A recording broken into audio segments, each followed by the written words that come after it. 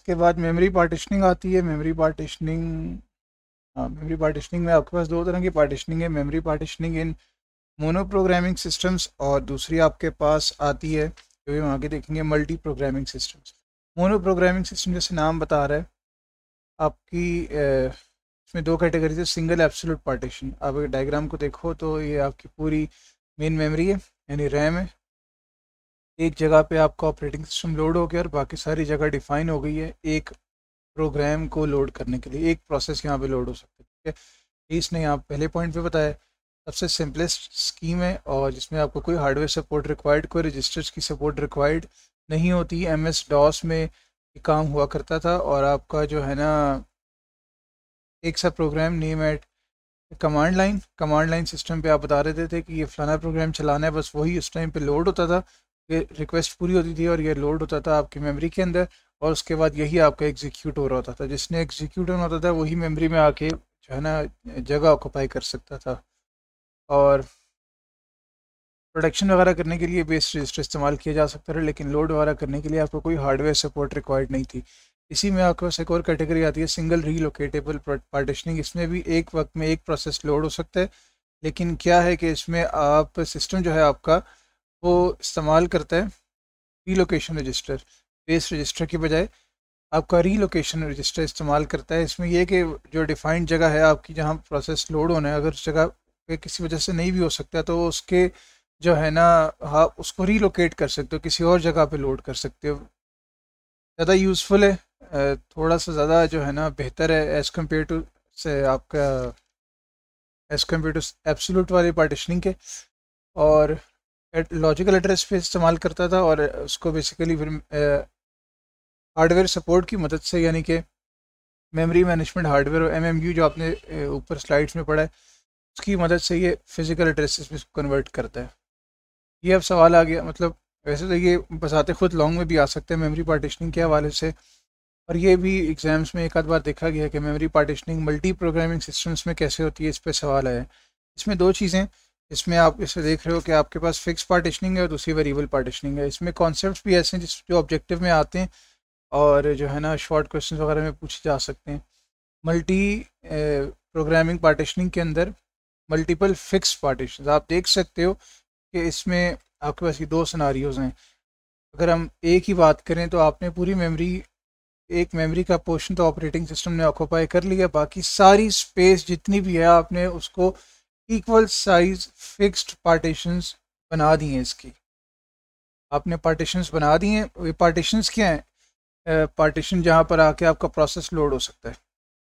तो आपने सपोज इसकी 1 2 3 4 पार्टीशंस इसकी बन सकती हैं। 4 पार्टीशंस बन गई, इसका मतलब 4 प्रोसेस आपके लोड हो सकते हैं, और ये फिक्स्ड है। मतलब 5 MB का प्रोसेस यहाँ एडजस्ट नहीं हो सकता, और अगर 3 MB का प्रोसेस आएगा तो 1 MB इसके अंदर ज़ाया हो जाएगी। हम ऑलरेडी जानते हैं कि एक पार्टीशन के अंदर एक से ज़्यादा प्रोसेस लोड नहीं हो सकता, लेकिन सबका साइज़ इक्वल है, 4 4 4 4 सबका साइज़ इक्वल है और फिक्स्ड भी है, तो ये आपका मल्टीपल फिक्स पार्टीशन, ठीक है। अगर आप फिक्स पार्टीशनिंग चाहते हो तो एक और अंदाज से भी कर सकते हो, ये अनइक्वल साइज़ वाली। अगर आप देखो सारी पार्टीशंस का साइज़ इक्वल है, लेकिन अब क्या है, पार्टीशंस का साइज़, सॉरी, सारी पार्टीशंस का जो साइज़ है वो फिक्स्ड है लेकिन इक्वल नहीं है। कोई 16, कोई 8, कोई 4, कोई 2, लेकिन है बेसिकली फिक्स्ड, ठीक है। इसमें क्या होता है, इक्वल में क्या होता है, इक्वल में अगर आप देखें तो आपके पास सारे पार्टीशंस का साइज़ इक्वल होगा। अब अगर कोई प्रोसेस आता है 2 MB का तो कहीं भी एडजस्ट हो सकता है, ठीक है। जहाँ पार्टीशन खाली होगी वहाँ चला जाएगा, लेकिन आपको नज़र आ रहा है कि वहाँ 2 MB पार्टीशन के अंदर ज़ाया हो जाएगी। इसी तरह अगर आपके पास कोई भी प्रोसेस आता है वो 5 MB का है तो वो कहीं पर भी आपके इस इक्वल साइज़ वाली जो सिनेरियो है यहाँ पर एडजस्ट नहीं हो सकता, ठीक है। इस तरह की और भी कई बातें हैं जो आपकी यहाँ पर लिखी हुई है बुक पे, उसको ज़रूर गो थ्रू करें तो आपको काफ़ी हद तक इंशाल्लाह समझ आएगी।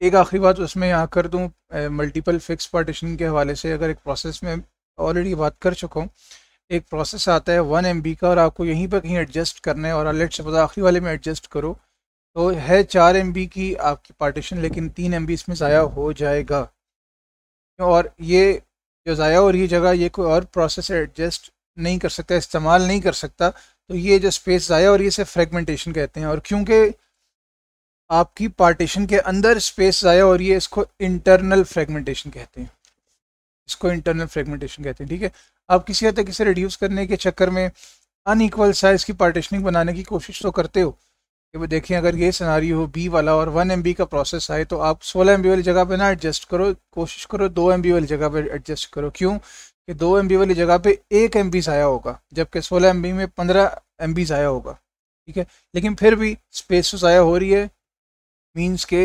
इंटरनल फ्रेगमेंटेशन का सामना आपको करना पड़ता है अगर आप इस्तेमाल करते हो मल्टीपल फिक्स्ड पार्टीशन। लेकिन इसका एक फ़ायदा ये होता है कि आप इन एडवांस प्रिडिक्ट कर लेते हो कि अंदाज़न कितने प्रोसेस हमारे एडजस्ट होंगे मेमोरी के अंदर। अगर आप ए वाले सिनारियो में देखें तो कंफर्म है कि 4 प्रोसेस ज़रूर एडजस्ट होंगे जो 4 MB या उससे छोटे साइज़ के होंगे। ठीक है, तो थोड़ा सा प्रिडिक्ट करना आसान होता है। मल्टी प्रोग्रामिंग सिस्टम्स के अंदर अगर आप मल्टीपल वेरिएबल पार्टीशनिंग करो तो ये कदरे बेहतर है। देखें, हम डायग्राम से देखते हैं। इनिशियली हमारे पास सिर्फ सपोज 32 MB की पूरी मेमोरी है और 10 MB ऑपरेटिंग सिस्टम ने ले लिया तो हमारे पास 22 MB फ्री हो गया और अभी कोई पार्टीशन नहीं बनी। इसका फ़ायदा क्या होता है कि जो प्रोसेस जब आता है उतने साइज़ की पार्टीशन बन जाती है, जो प्रोसेस आता है उतने साइज़ की पार्टीशन बन जाती है। अब बी में देखें P1 आया 4 MB का तो 18 बच गई। सी में देखें P2 आया 8 MB इसने ऑक्यूपाई किया तो 10 MB बच गई। और डी सिनारियो में आपके पास P3 आया सपोज 8 MB का तो उसने जो है ना 8 MB ले लिया, टोटल आपके पास 2 MB बच गई।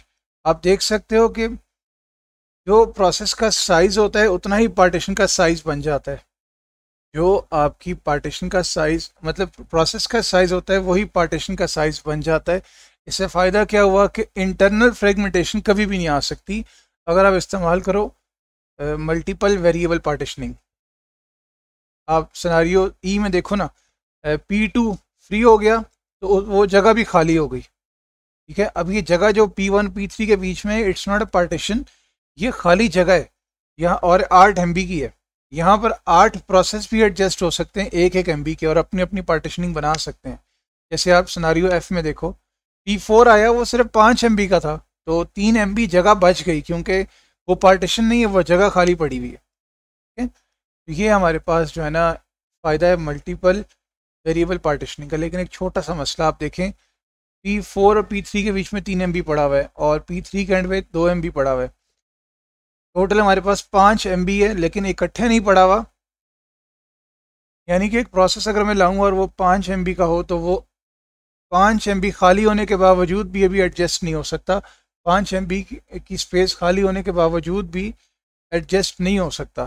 ठीक है, तो ये भी हमारे पास स्पेस ज़ाया हो रही है, तो ये फ्रेगमेंटेशन है, ये हमारे पास फ्रेगमेंटेशन है और ये फ्रेगमेंटेशन कहलाती है हमारी एक्सटर्नल फ्रेगमेंटेशन। अगर हमारे पास पार्टीशंस के अंदर नहीं, पार्टीशंस के बीच में देखें P4 P3 के बीच में हमारे पास स्पेस ज़ाया हो रही है तो पार्टीशन के अंदर तो नहीं है लेकिन क्योंकि फ्रेगमेंटेशन ज़रूर है तो ये आपकी एक्सटर्नल फ्रेगमेंटेशन है।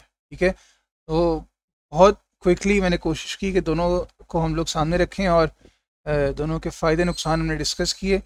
आप दोबारा से इसको जब गो थ्रू करो तो ये डायग्राम जो बनी हुई है, इस डायग्राम को उन्होंने तकरीबन जो है ना एक आधे पेज के ऊपर एक्सप्लेन किया हुआ है, तो आप इसको भी पढ़ लोगे तो आपके लिए लिखना आसान हो जाएगा और इनका जो है ना कंपैरिजन भी आपको पता होना चाहिए, इनके प्रॉब्लम्स भी आपको पता होने चाहिए, फ्रेगमेंटेशंस की डेफिनेशन भी आपको पता होनी चाहिए। और एक्सटर्नल फ्रेगमेंटेशन को चेकर बोर्डिंग भी कहते हैं, इसका एक और नाम है। और एक्सटर्नल फ्रेगमेंटेशन से क्या मुराद होती है वो आपको पता होना चाहिए, इंटरनल फ्रेगमेंटेशन क्या होती है और वह सारी चीज़ें। इसके बाद आते हैं कोलेस्किंग होल्स वगैरह, वो देखते हैं।